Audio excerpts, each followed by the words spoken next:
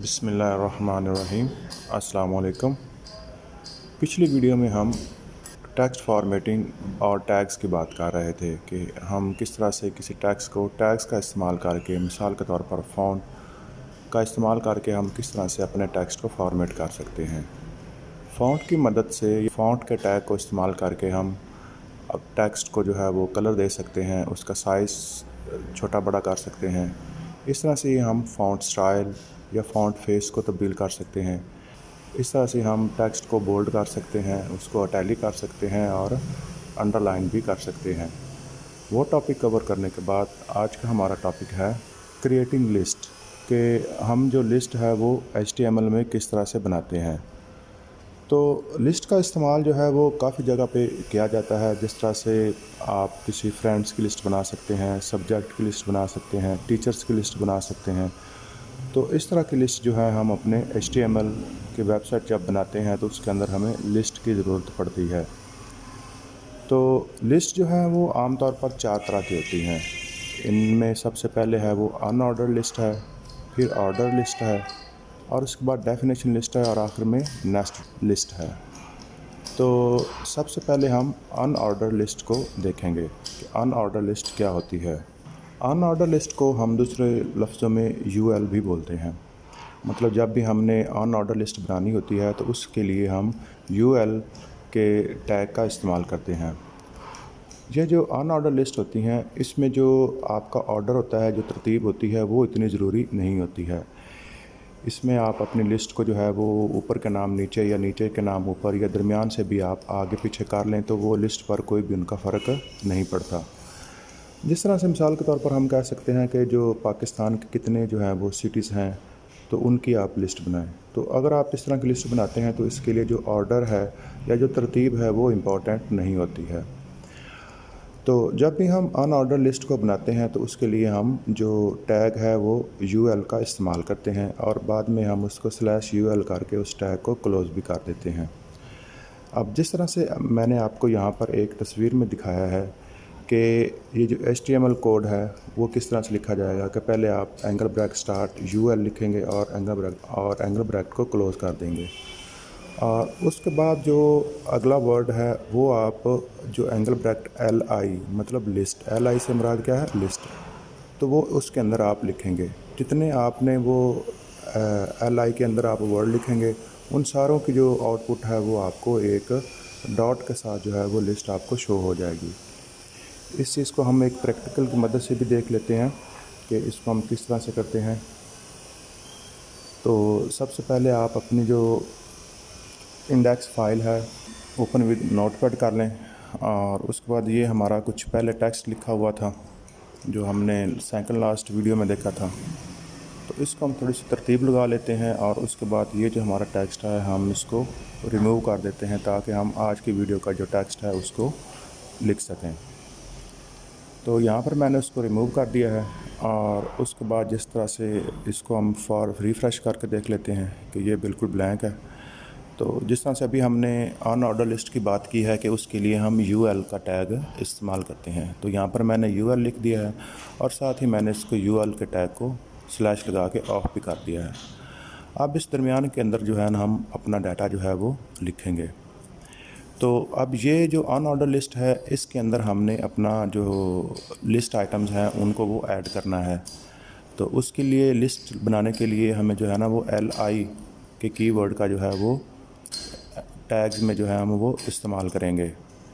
तो यहाँ पर मैंने LI लिखा है, और उसके बाद मैंने LI टैग को मैंने ऑफ भी कर दिया है।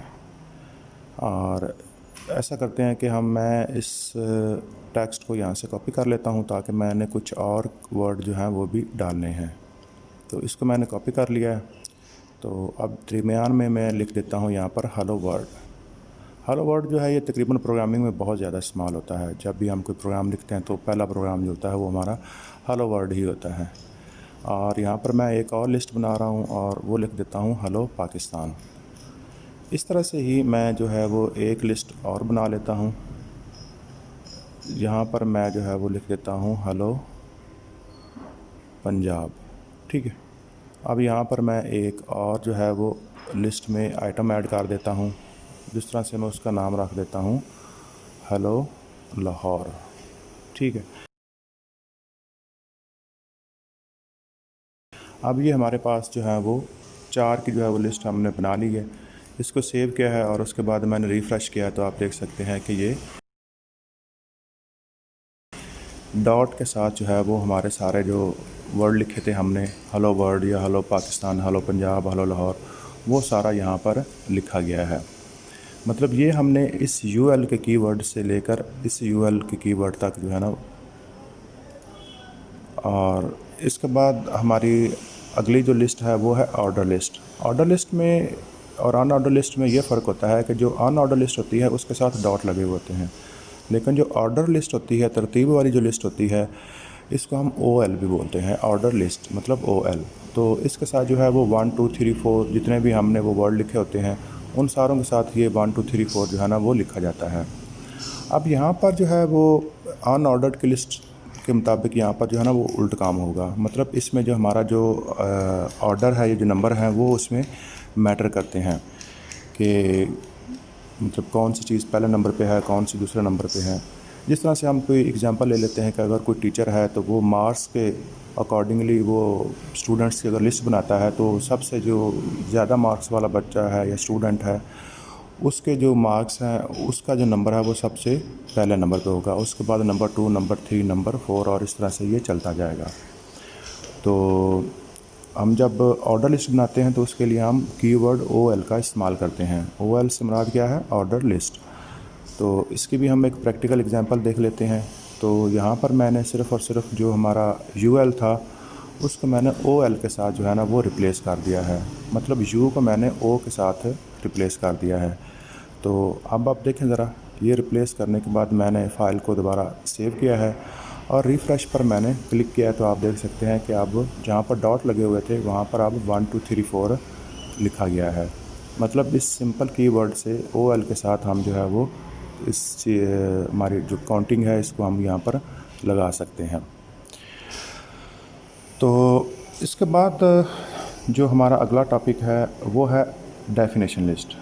इसको हम डीएल भी बोलते हैं। मतलब जब भी हमने डेफिनेशन लिस्ट बनानी होती है तो उसके लिए हम डीएल का कीवर्ड इस्तेमाल करते हैं। तो इसमें क्या होता है कि अगर आपने किसी चीज़ की डेफिनेशन देनी होती है, मतलब किसी वर्ड को आपने जब डिफ़ाइन करना होता है कि वो वर्ड क्या है।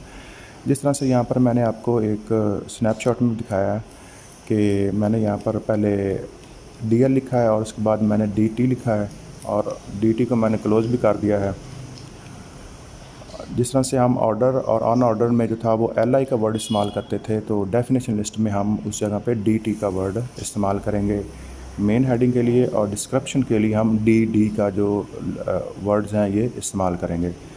जिस तरह से मैंने यहाँ पर लिखा है डी टी में मैंने लिख दिया है कॉफ़ी, और डी डी में मैंने लिख दिया है कि ब्लैक हॉट ड्रिंक। इस तरह से मैंने नीचे वो डी टी में लिख दिया है मिल्क, और मैंने जो डी डी में लिख दिया है वाइट कोल्ड ड्रिंक।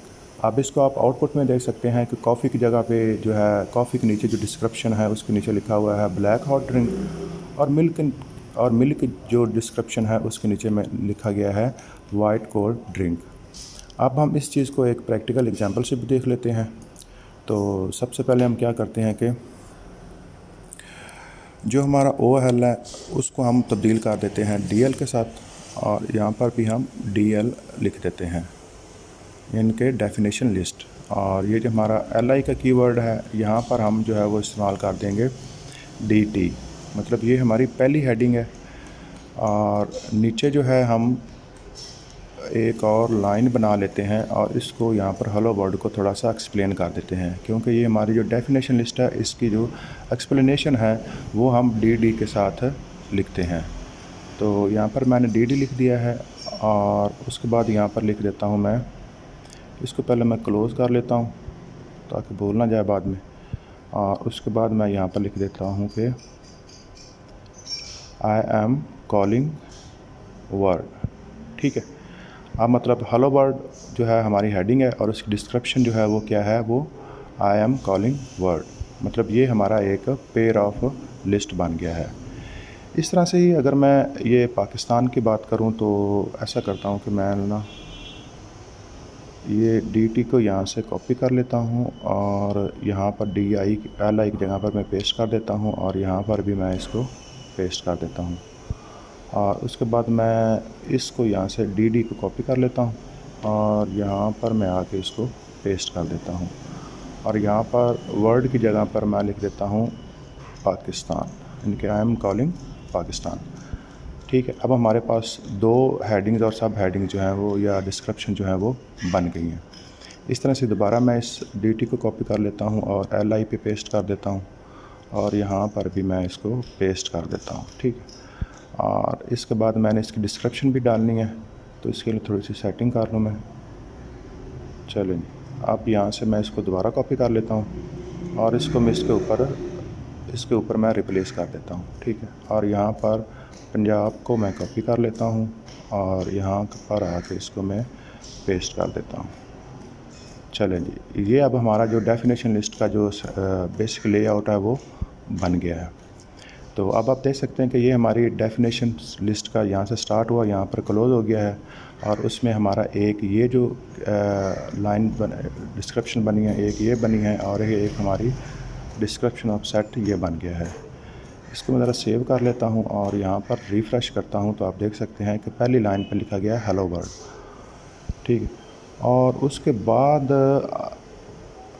बाद देखें आप, ये लिखा है आई एम कॉलिंग वर्ड। अब ये थोड़ा सा आगे जाके लिखा गया, इतना हमें गैप मिला है।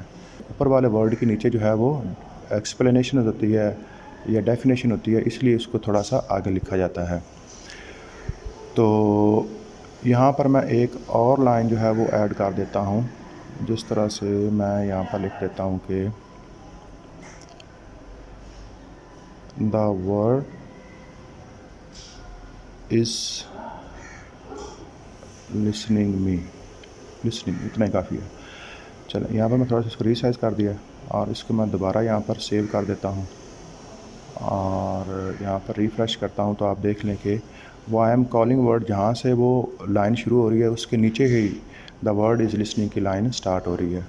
इस तरह से अगली लाइन पे जो है वो हेलो वर्ड लिखा हुआ, तो ये हेलो वर्ड आ गया है और ये हेलो वर्ड की जो एक्सप्लेनेशन है वो यहाँ पर आ गई है। इसी तरह से ही अगर आप देखें तो ये हेलो पंजाब लिखा हुआ है और इसके एक्सप्लेनेशन जो है ना वो नीचे जो है ना, जिस तरह से आई एम कॉलिंग पंजाब, तो ये यहाँ पर आ गई है। मतलब इस तरह से हम जो है अपनी वो डेफिनेशन लिस्ट को बना सकते हैं। और इसके बाद हमारा अगला टॉपिक है नेस्टेड लिस्ट्स का। नेस्टेड लिस्ट जो होती हैं वो असल में क्या होती हैं कि एक लिस्ट के अंदर जो है वो दूसरी लिस्ट जो है ना वो डाल दी जाती है। तो जो लिस्ट जो एक दूसरे के अंदर आ जाती हैं उनको हम नेस्टेड लिस्ट्स बोलते हैं। इंशाल्लाह आप अगली क्लास में जाके नेस्टेड इफ़ स्टेटमेंट को भी देखेंगे, नेस्टेड लूप को भी देखेंगे। मतलब इफ़ स्टेटमेंट के अंदर इफ़ स्टेटमेंट कैसे इस्तेमाल करनी है, एक लूप के अंदर दूसरा लूप कैसे इस्तेमाल करना है। तो ये नेस्टेड का जो वर्ड है इसका मतलब होता है कि एक चीज़ के अंदर हमने वही चीज़ जो है वो दोबारा किस तरह से इस्तेमाल करनी है। तो यहाँ पर नेस्टेड लिस्ट की बात हो रही है, तो मतलब ये हुआ कि हम मल्टीपल टाइम जो है हम एक ही स्टेटमेंट को जो है ना वो एक ही लिस्ट के अंदर हम इस्तेमाल कर सकते हैं। मतलब हम कह सकते हैं कि एक चीज़ जो है हमारी वो मेन सेक्शन में होती है और दूसरी हमारी सब सेक्शन में होती है। तो इसका भी हम जो है वो कोड देख लेते हैं। जिस तरह से आपको ये स्क्रीन पर नज़र आ रहा है कि मैंने HTML का जो कोड दिखाया है, तो उसके लिए मैंने पहला जो कीवर्ड इस्तेमाल किया है वो UL मतलब अनऑर्डर लिस्ट का इस्तेमाल किया है और उसकी मैंने एक लिस्ट बनाई है कॉफ़ी की, और वहाँ पर मैंने एक लिस्ट और बनाई है टी की, और टी की जो लिस्ट है उसके अंदर मैं एक और नेस्टेड लिस्ट जो है ना वो UL अनऑर्डर लिस्ट की बना रहा हूँ, जिसके अंदर लिस्ट है ब्लैक कॉफ़ी, ग्रीन टी। इसके बाद मैंने अनऑर्डर लिस्ट या UL को मैंने क्लोज़ कर दिया है और उसके बाद मैंने ये जो हमारा टी वाला LI लिस्ट था इसको भी मैंने यहाँ पे आके क्लोज़ कर दिया है।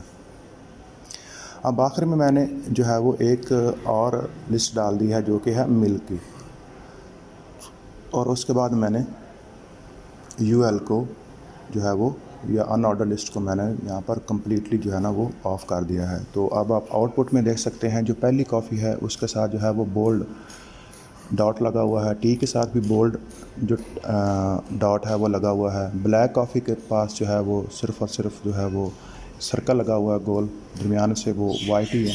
इस तरह से वो ग्रीन टी में भी है।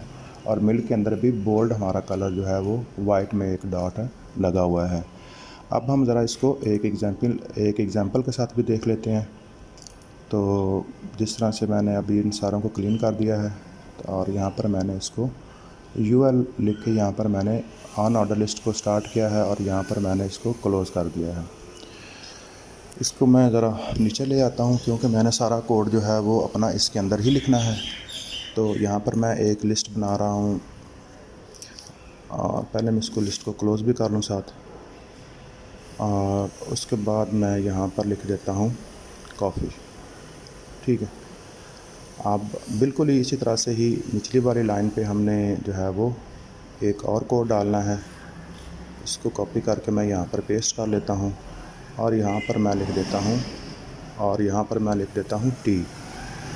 अब टी की कैटेगरीज़ मैंने और बनानी है, इसलिए मैंने जो उसका जो क्लोजिंग टैग था उसको मैंने नीचे आ गया हूँ और उसके दरमियान में मैं कुछ और लिखने लगा हूँ। मिसाल के तौर पर मैं यहाँ पर लिख देता हूँ ऑन ऑर्डर लिस्ट को स्टार्ट कर रहा हूँ और यहाँ पर ऑन ऑर्डर लिस्ट को मैंने क्लोज़ कर दिया है। और इसके अंदर मैंने जनाब लिखना है, इसको मैं थोड़ा सा सेट कर लूँ ताकि इसका जो नेस्टेड स्ट्रक्चर है वो आपको ठीक से नज़र आए।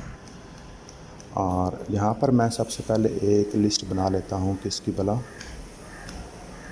इसको पहले मैं क्लोज़ कर लूँ। अच्छा, तो यहाँ पर मैं लिख देता हूँ ब्लैक कॉफ़ी।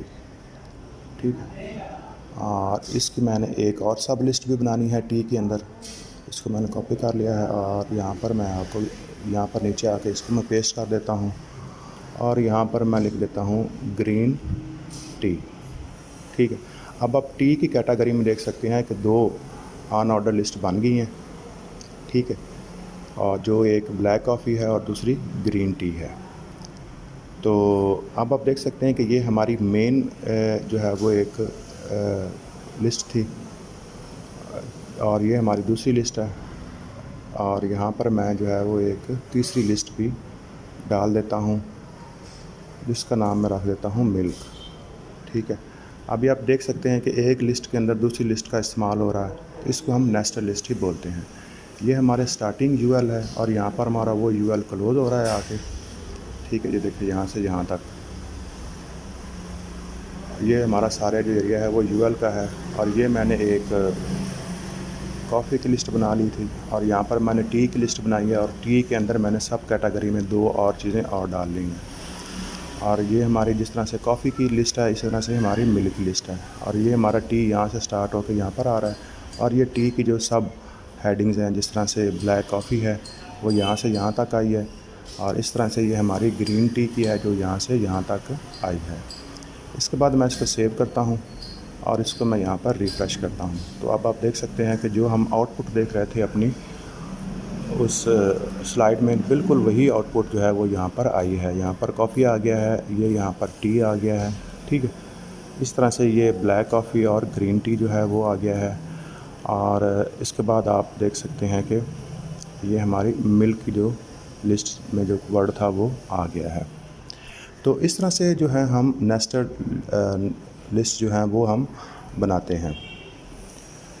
तो आज की वीडियो में हमने 4 किस्म की लिस्ट को देखा है जो कि हम HTML के प्रोग्रामिंग में हम इस्तेमाल करते हैं। सबसे पहले हमने ऑन ऑर्डर लिस्ट को देखा है जिसमें तरतीब का कोई मैटर नहीं होता कि कौन सा वर्ड आगे पीछे मर्ज़ी हो जाए। और उसके बाद हमने ऑर्डर लिस्ट को देखा जिसमें तरतीब जो है वो मैटर करती है। और उसके बाद हमने डेफिनेशन लिस्ट को देखा जिसमें हम कोई ऊपर एक वर्ड लिखते हैं, नीचे उसको हम डिफ़ाइन कर देते हैं, तो इसलिए हम इसको डेफिनेशन लिस्ट बोलते हैं। उसके बाद हमने नेस्टेड लिस्ट को देखा। नेस्टेड लिस्ट का मतलब ये था कि जब हम एक लिस्ट जो है दूसरी लिस्ट के अंदर इस्तेमाल करते हैं, मतलब नेस्टेड लिस्ट के अंदर जो है हम on order list, order list और डेफिनेशन लिस्ट का इस्तेमाल करके हम एक नई नेस्टेड लिस्ट जो है ना वो बना सकते हैं। तो आज की वीडियो के मुतालिक अगर आपके पास कोई क्वेश्चन है तो मुझे कमेंट सेक्शन में बता दीजिएगा। अपना बहुत ख्याल रखिए। अल्लाह हाफ़िज़।